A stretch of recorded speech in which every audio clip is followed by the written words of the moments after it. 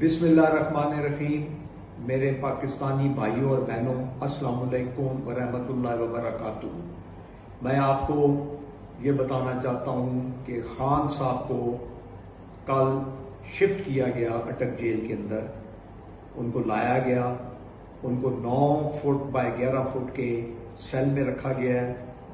वहाँ पूरी रात अल्हम्दुलिल्लाह वो इबादत में मसरूफ़ रहे हैं। उन्होंने नवाफिल अदा किए हैं, तस्बीहात की हैं, तहज्जुद पढ़ी है और फजर की नमाज के बाद वो सोए हैं और फिर सुबह 12:30 के करीब उठे हैं और उन्होंने नाश्ता किया है।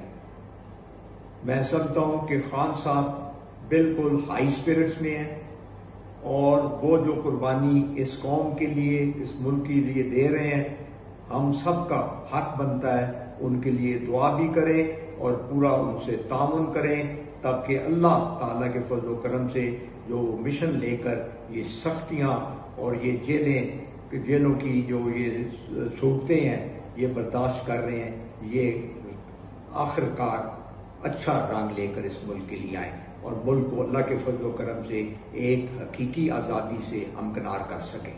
शुक्रिया।